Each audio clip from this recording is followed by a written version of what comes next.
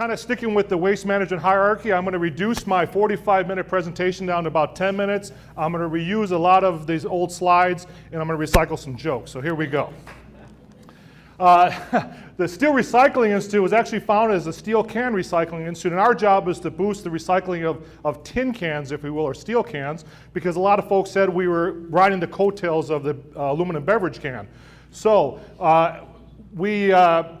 after about 5 years, they said, you're just doing such a great job with steel can recycling, why don't you promote recycling of all steel products? So we became the SRI in about 1993. And the last time our industry experienced the influx of imported steel being dumped here in the United States, we kind of merged with our parent company, AISI.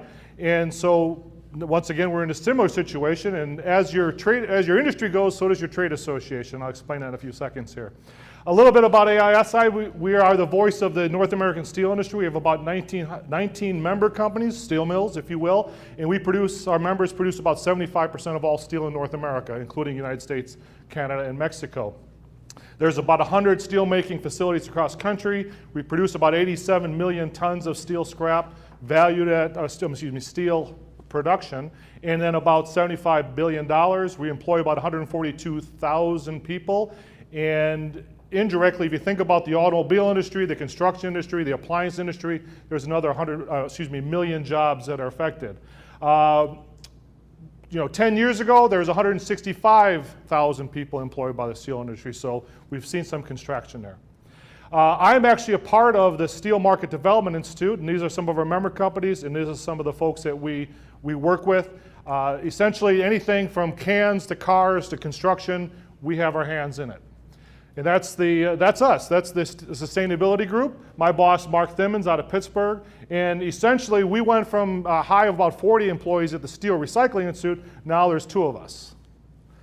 And the Steel Recycling Institute, once again, our job is to maximize steel diversion, help you. We also are the clearinghouse for all life cycle assessment data, which I'll talk about in a few minutes. And then you can see some of the environmental impact we've had thanks to your recycling efforts of steel. Also, AISI owns the Steelers logo. We let them use it for $1 a year, so we like them to go to the Super Bowl. We dust off that press release and then put it out there. Now, for full disclosure, I'm a Bears fan. My second favorite team is the Pittsburgh Steelers, because I grew up in that era.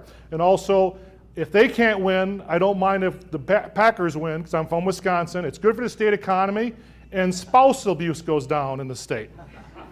True story. This is a picture of some of the steel facilities, steelmaking facilities across the country. It's a little dated, but it shows you where the dispersion is. The dispersion is.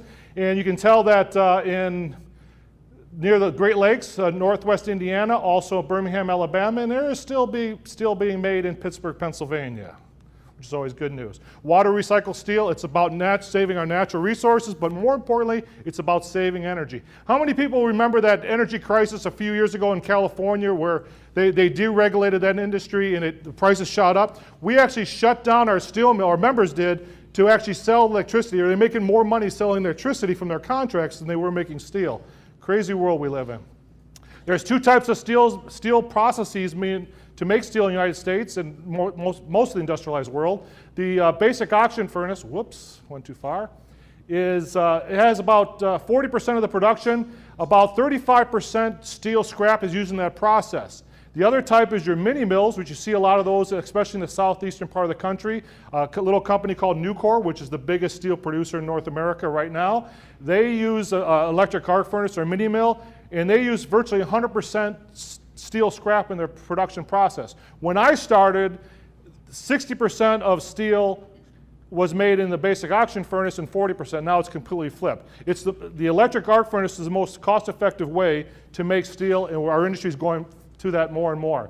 This is a really busy slide, but the main thing to take away is in both processes you have to have recycled steel. In both processes you have to have some form of iron units. Either it's pig iron, which is basically liquid iron, or you have to have what we call direct reduced iron pellets, which is a lot what the mini mills use.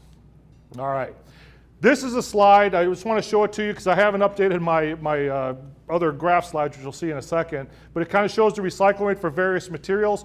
We lag behind about 1.5 years, 2 years because we rely on the federal government for our statistics or to verify our statistics. But you can see the various recycling rates for the material. Overall, steel has an 86% recycling rate, relative recycling rate. Containers about 70%. Appliances very steady. Automobile, and I'll talk about all of those real quickly. Overall recycling rate, you can see how the thing has worked over the years. And you're saying to yourself, how can you have 103% of anything? Well, we actually based our production on the amount of scrap that's not only being used domestically, but also exported. And that was a tough year for us, like everybody else. Remember the Great Recession? So more scrap was being exported than we were actually producing that year. But steel is the most recycled material in North America. It's actually more steel is recycled than all the materials combined. We came really close during the recession. That's some beautiful steel products. All right. This is a chart from American Metal Market, and it talks about the overall raw steel production. And you can see it's actually gone up since the beginning of the year, which is the reason why scrap prices have improved, at least especially for ferrous. As Kent mentioned, and as Bill mentioned, as Patty mentioned, it's going to be a slow climb back to where we should be. And I'll talk a little bit about some other pricing trends in a few minutes. The main thing is that we base this on, we calculate, we put this out every week. We also put out a press release about capacity utilization. Typically, we operate at about a 75% capacity utilization. In the last, say, 12 months or so, we've only produced about 65 to 70% capacity utilization. And what that essentially means is that we are not using our abilities and making enough steel. That's why you're seeing the prices down, things like that. But we're slowly improving. In the last few weeks, the capacity utilization has been in the mid to low 70s, and so it's getting back to where we need to be. Kent talked about China. We can see what the world production is, about 1.5 billion tons. China produces about 800 million tons. The United States about 86 tons. There's one single town in China, multiple companies in that town, but they produce as much steel as we do in the entire country. It's kind of crazy. And I think Ken also mentioned there's been calls for them to reduce their overall capacity by 400 million tons, or basically half. What's happening is that I think that's going to be hard to get to. What's happening is the central government in China is making more expensive for capital for the less efficient mills, and so it's harder and harder for them to compete. They'll go out of business over time. It's going to be an incremental downgrading of capacity for China. If you ever have a chance, this gentleman, Adam Minter, produced this book called Junkyard Planet. It's a great book, and some of the things he talked about is there's an overcapacity of steel in China, about 20% overcapacity, about a 25% overcapacity of aluminum. What's really interesting is there's a glut of 50 million condos in China. If we have a 3% overcapacity of housing, the housing market just crashes here. So that's just crazy. But anyways, the main thing is that we, in a typical year, imported steel from other countries is about 15%. Right in the last few months, we've seen 30, 35%, double what it normally is, and that's displaced domestic steel. Now you're saying, how does that affect you? For example, we have 12 facilities that are shut down, U.S. Steel in Birmingham, Alabama. For example, we have about 11,000 steel workers who are out of work, laid off.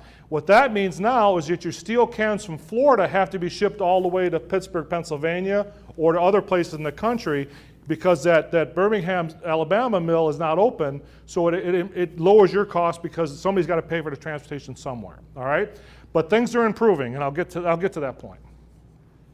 Steel can recycling rate, we have about 70%. It's actually higher than aluminum. Thank you very much. We've come a long way there. When we talk about steel cans, whoops, I'm going to skip that slide. When we talk about steel cans, we're talking about steel food cans, what you call tin cans. They're 90% of the steel cans in the marketplace. Your empty aerosol cans, or I should say your aerosol cans, are 7% of the market, and paint cans are 3%. And we want all of them back. Empty aerosol cans, we have about 5,900 curbside drop-off buyback programs that include empty aerosol cans as part of your steel can mix. 72 of the top 100 programs in terms of population, from Los Angeles to New York to San Francisco, they all include empty aerosol cans. and people have been doing it for about 20 years without incident. That's one way you can help maximize your steel can diversion. Paint cans, we got about 4,800 programs that include empty paint cans. We don't want last year's garage project with 2 inches at the bottom because it may look dry, but there's liquid paint underneath. And say it goes into your MRF, it's going to be squeezed down to 25 to 30 pounds per cubic foot. It goes, 2 of those bales you see there are going to go into a scrapyard baler or captive processor baler, and they're going to squeeze it down to about 100 pounds per cubic foot for a steel mill package, which is 3 foot by 3 foot by 3 foot. So any liquid paint in there is going to come out. They don't like their green baler turning chartreuse. So I encourage you to make sure the cans are just completely empty with a dry skin of paint. Labels don't matter. 2,600 degrees burns that suckers right off. So all it has to be is completely empty and dry. Despite the reported demise of the steel paint can, if you go into your local Home Depots or whatever, we still have a 55% market share for paint can container market. Also, because of the green fence, there's been issues about the markets for empty plastic paint cans. We don't have that issue here in the United States. The automobile is the most recycled consumer product because of the metal content, both ferrous and non-ferrous. Once again, we get into that tricky, how do you get 121% of anything? And the reason why we based our recycling rate on the big 3 automakers. And they've had pretty good years the last few years, including right now. All right.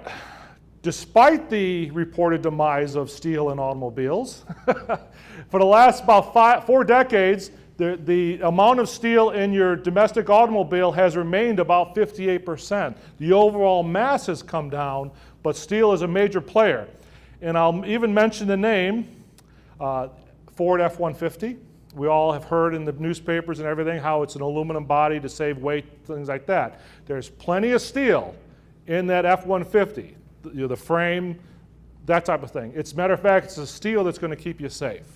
There's some issues in regards to the F-150.